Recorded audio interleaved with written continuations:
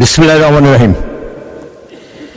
মাননীয় স্পিকার, মহান জাতীয় সংসদের স্পিকার নির্বাচিত হওয়ার জন্য আপনাকে ধন্যবাদ জানাই।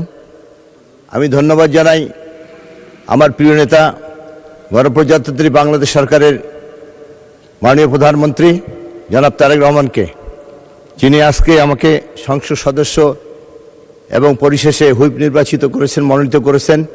আমি তাকে অন্তরের অন্তঃস্থল থেকে আন্তরিক ধন্যবাদ জানাই। আমি ধন্যবাদ জানাই আমার নির্বাচনী এলাকার ভোটারদেরকে, আমার ভাই বোনদেরকে, যারা শত প্রতিকূলতার মাঝেও আমাকে নির্বাচিত করেছে। মন্ত্রী মহোদয়, অনুগ্রহ করিয়া বলিবেন কি, বর্তমানে দিনাজপুর জেলার চিরিবন্দর ও খানসামা উপজেলায় এমপিভুক্ত এবং এমপিওবিহীন শিক্ষা প্রতিষ্ঠানের সংখ্যা কত? উক্ত এমপিওবিহীন শিক্ষা প্রতিষ্ঠান এমপিওভুক্ত করা হইবে কিনা, হইলে তাহা কি? ধন্যবাদ। মাননীয় স্পিকার, মাননীয় সংসদ সদস্যকে অশেষ ধন্যবাদ।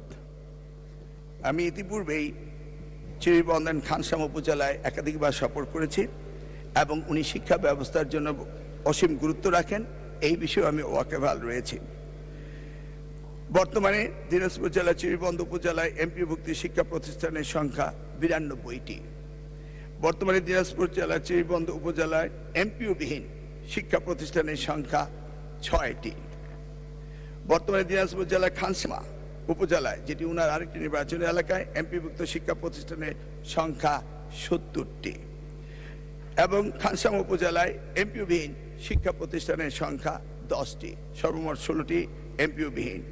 সরকার কর্তৃক পর্যায়ক্রমে এমপিওবিহীন শিক্ষা প্রতিষ্ঠানসমূহকে এমপিভুক্তকরণের চলমান কার্যক্রম রয়েছে।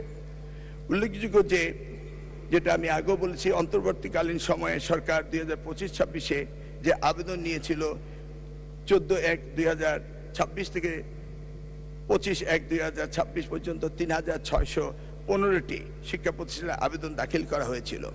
বর্তমানে নতুন সরকার, আমরা নতুনভাবে অ্যাপ্লিকেশন নেব এবং বিগত অ্যাপ্লিকেশনগুলোকে নিয়ে আমরা পর্যালোচনা সাপেক্ষে, অর্থ অনুমোদন সাপেক্ষে আমরা আগামী দিনে ব্যবস্থা নিব বলে আশা রাখছি।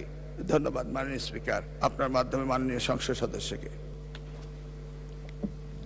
মাননীয় স্পিকার, আপনাকে ধন্যবাদ। আমি মাননীয় মন্ত্রী মহোদয় নিকটে বলতে চাই সেটা হচ্ছে যে, আমাদের যে ব্যবস্থাপনা পরিষদ আছে স্কুল, মাধ্যমিক এবং উচ্চ মাধ্যমিক পর্যায়ে, এই ব্যবস্থাপনা পরিষদ সম্পর্কে নতুন কোনো চিন্তা ভাবনা আছে কিনা?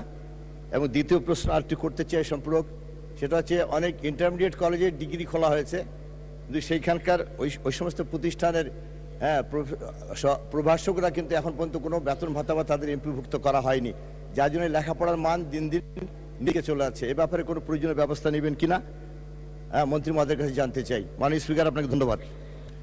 মাননীয় স্পিকার, আপনাকে অশেষ ধন্যবাদ।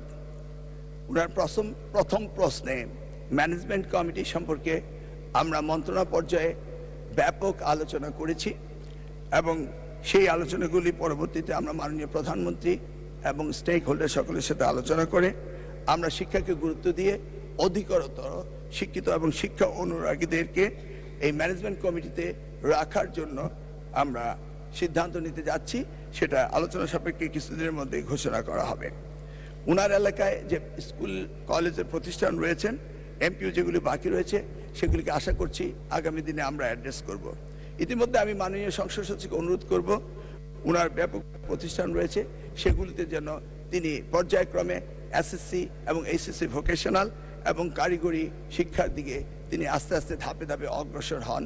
সেটি হচ্ছে আমাদের প্রধানমন্ত্রীর প্রত্যাশা। এই বলে ধন্যবাদ দিয়ে শেষ করছি। মাননীয় স্পিকার, আপনাকে ধন্যবাদ।